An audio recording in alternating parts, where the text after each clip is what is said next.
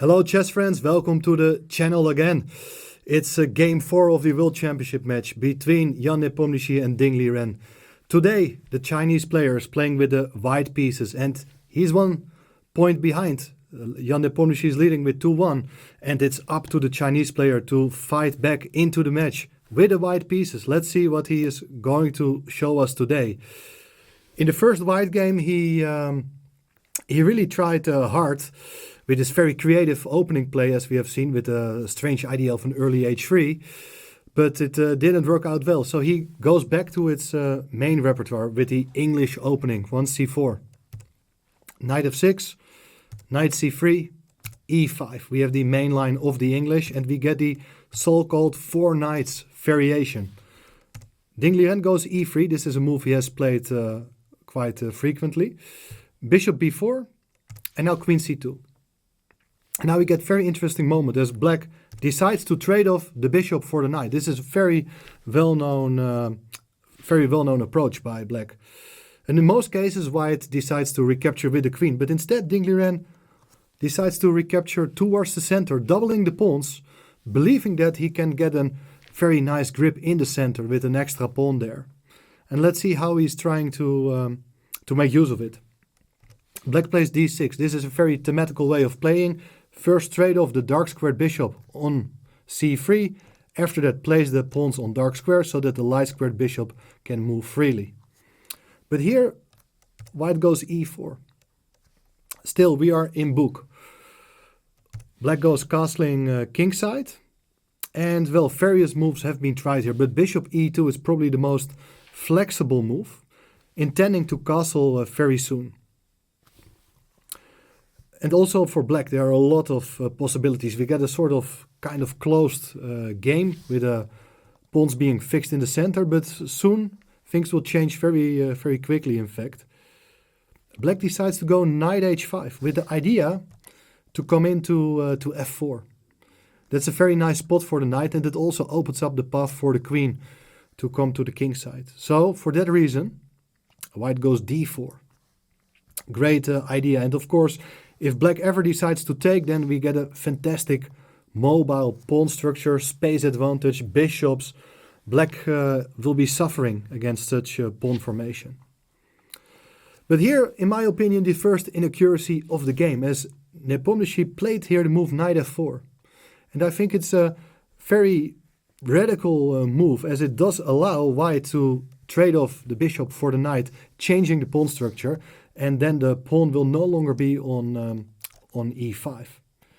The main move, according to theory, here is the move queen f6, which has the advantage of preparing the move knight f4. And then in that case, you may even recapture with the queen. That would be a quite good scenario for black. So white is for a choice. There are basically 2 main options. The first option is to close the center with the move d5. Because the pawn on d4 is under pressure. And then we get a maneuvering game where the knights are not really worse than the bishops. White is looking for ways to open the diagonals, but things are not that simple. The other option is to play the move g3, and I suspect this was part of Ding's home preparation. And this can become incredibly sharp, especially once black decides to capture the pawn on d4. White recaptures with a knight to open the diagonal for the bishop. Knight takes d4, c takes d4, queen takes d4, attacking the rook on a1. So no time to capture the rook, no time to capture the knight yet, but we go bishop to b2, attacking the queen, and now the queen comes back to c5, protecting the knight on h5. And well, this still has been seen in a few games, and the engines are saying that it's probably around equal, but this is definitely a line which must have been studied by the Chinese team. Let's not spend our time there. There are a lot of other things we need to discuss as well. Knight f4 was played in the game. It's an interesting move. But after bishop takes, e takes f4, I feel that white center is really worth something. And now the interesting thing is that this particular position has been seen only once before in a game by Ding Liren's second, Richard Ruppert. He played here the move h4, which is a very radical move. But Ding Liren decides to play it a bit calmer with castling kingside, and I think it's a better move. so that after queen f6, he puts the rook on e1. So the rooks are about to support the pawns in the center. So I'm wondering what black's idea actually is with this pawn on f4. I was thinking maybe the idea is to go g5, with the idea to go g4 very soon. But things are not that simple, especially if white goes h3 to prevent the g-pawn from coming any further. And it's up to black. Is he really going to play it hard with a move like h5 and then try to play g4? I'm not sure. It's a very risky approach by black. Instead, Nepomniachtchi played here rook e8. Solid move. And now there are a lot of ways for white to proceed. And I think it's very typical that Ding goes for this kind of play. It's not too forcing. And there are potentially a lot of dynamical pawn breaks based on c5 and e5. And of course, white will try to prepare it, even though c5 could be an option as well. And rook 81 is a good move. Maybe h3 is a possibility as well to prevent black from ever playing bishop g4. But Ding plays bishop d3. And it could be this is not very precise, because now after bishop to g4, black is seriously contemplating to take on f3 and then weaken white's king side.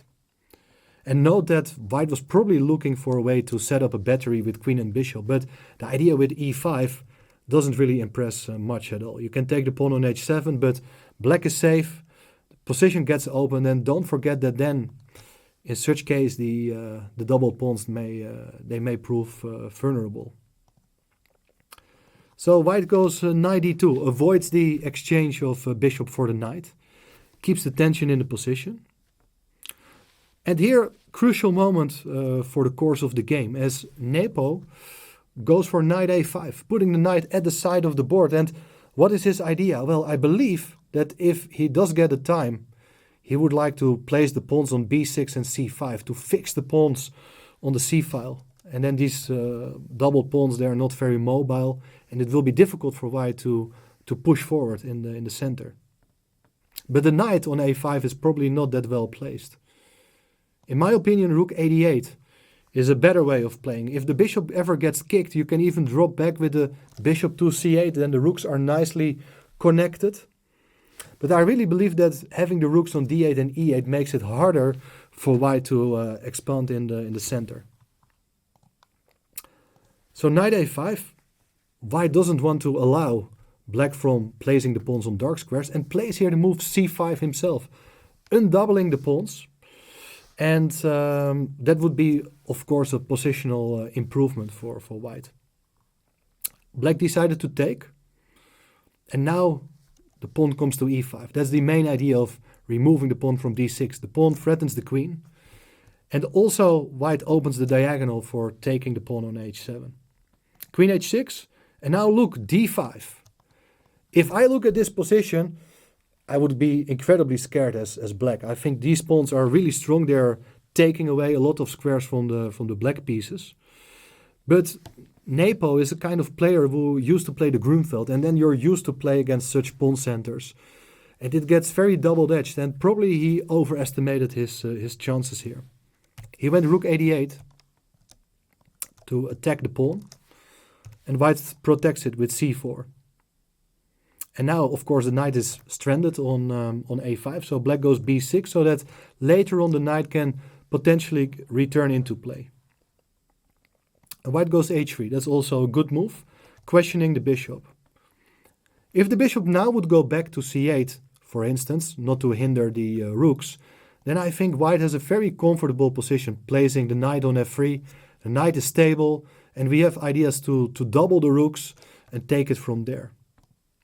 Black didn't fancy that prospect, decided to keep the bishop on h5, when knight f3 is not really recommended because of bishop takes. And the bishop still also retains control over d square, so it will not be easy for white to place the rooks there. But white comes up with an interesting plan. Plays bishop e4, improving the bishop, and one of the main points is that now the pawn on e5 cannot really be taken by black, because there's bishop takes h7, and if black captures, we exchange queens and the rook on e5 is still hanging. So what is black going to do? That's the big question. It's very difficult for black to challenge these 2 pawns in the center. If you ever go c6, well, that's one of the reasons we place the bishop there. That square is controlled. We can even advance our d-pawn. f6 can always be met by e6. So white is very nice in control here. Rook e7 on the board. White goes queen c3, step by step improving its position, protecting the pawn. And now rook d e8. Trying to make rook takes e5 work, although there's probably still bishop takes h7 indirectly defending against the threat. But white decides to go bishop f3. White wants to trade off this bishop, which is a good positional idea. Because if the bishop is no longer controlling these squares, there are plans for white to double the rooks, to centralize the rooks, and then later we will see if the pawns can even go from the 5th to the 6th rank. Black played knight b7. The knight had nothing to do on a5. And white goes rook e2.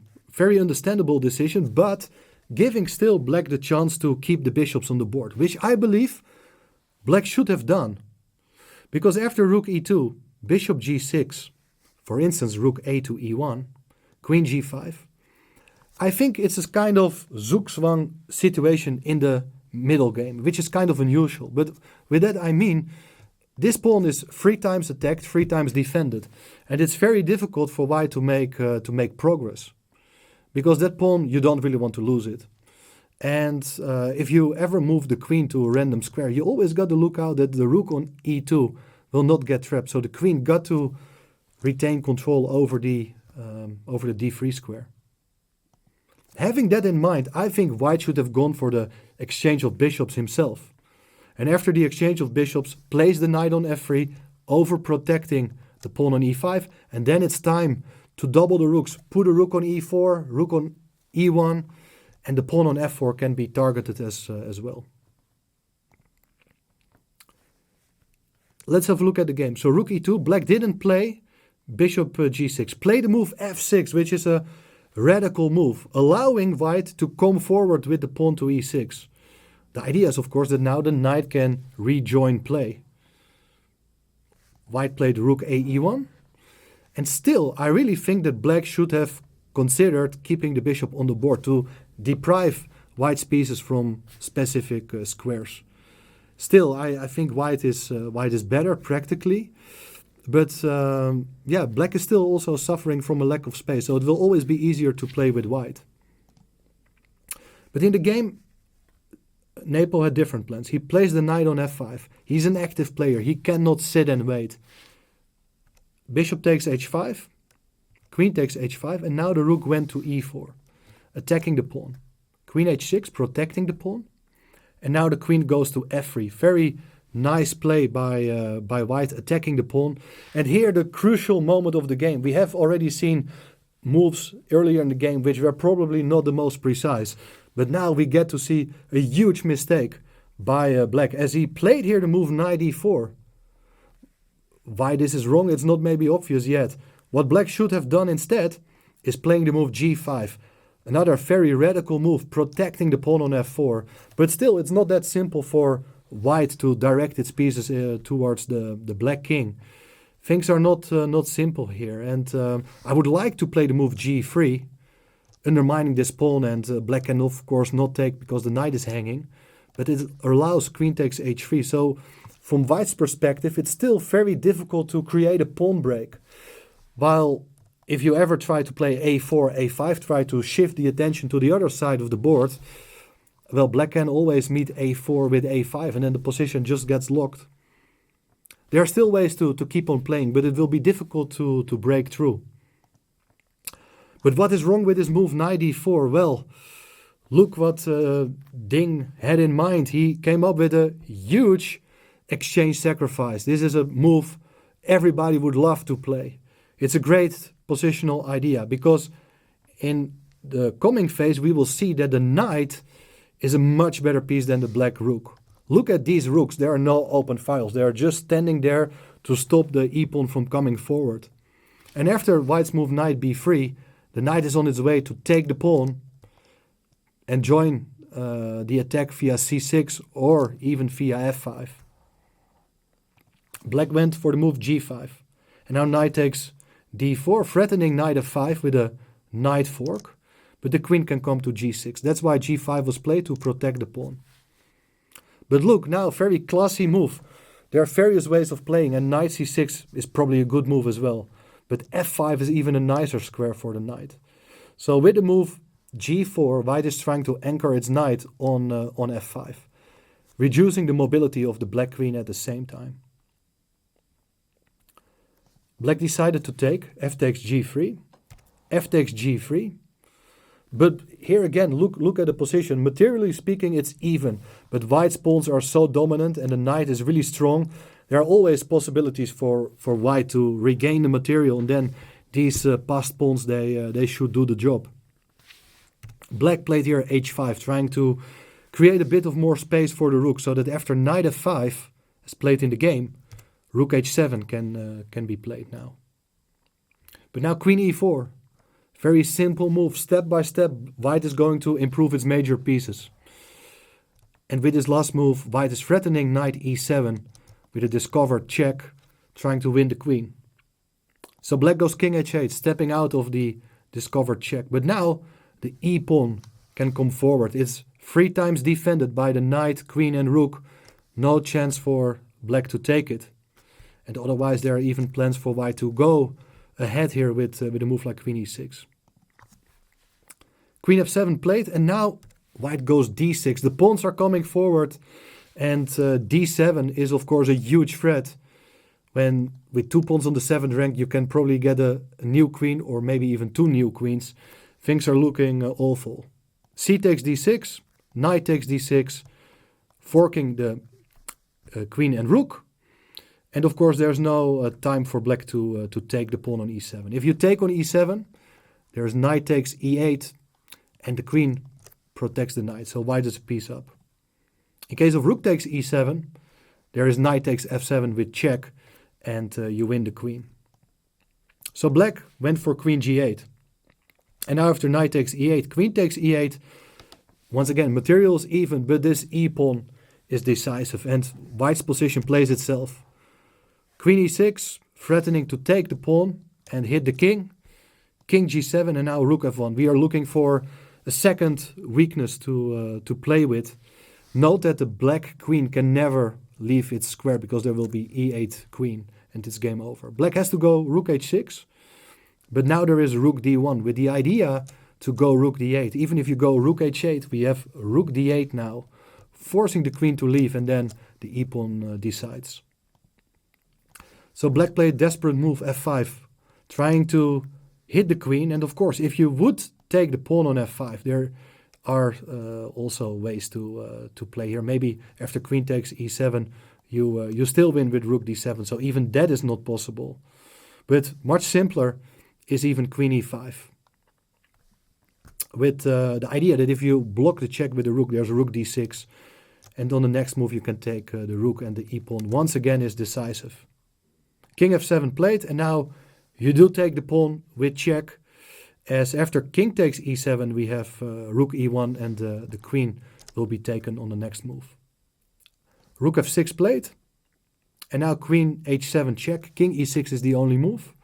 And now a very nice subtle move, queen g7, and it's game over. Well, it was already game over a long time, but after queen takes e7, there is rook e1. Once again, you win the queen, and well, there are hardly any other good moves. Like in the game, rook g6 was played, but now after queen f8, it was time to resign. You may wonder, can black really not do anything? No, there are no counter checks. And if you would play rook g8, there is a beautiful finish, which was not allowed by the Russian player to execute on the board by Ding. Queen takes g8 was definitely Ding's idea. And after queen takes g8, there's rook d8. The queen is under threat. If the queen moves, you do promote the e-pawn. You cannot take the rook because the rook is defended by the pawn. So that's why after the move queen f8, black resigned. And we have an even match. The score is 2-2. And what an incredible way to bounce back after that very disappointing start. Yesterday, a very solid draw with black, but today, an incredible attacking game, which you rarely see in a World Championship match nowadays. The guys are so well prepared, but Ding managed to find a way, to find a hole in Black's repertoire. And definitely, it turned out that he felt more comfortable with his dynamics with such a mobile pawn structure. So very impressive display by the Chinese player, who definitely seems to feel more comfortable after the first 2 days. Tomorrow we have a rest day, but I'm really curious what we have in store, what the players have in store for us after the rest day, and I would like to see you then as well. If you haven't done yet, please subscribe to the channel to let it grow, and I'm looking forward to record more videos, of course. See you very soon. Bye bye.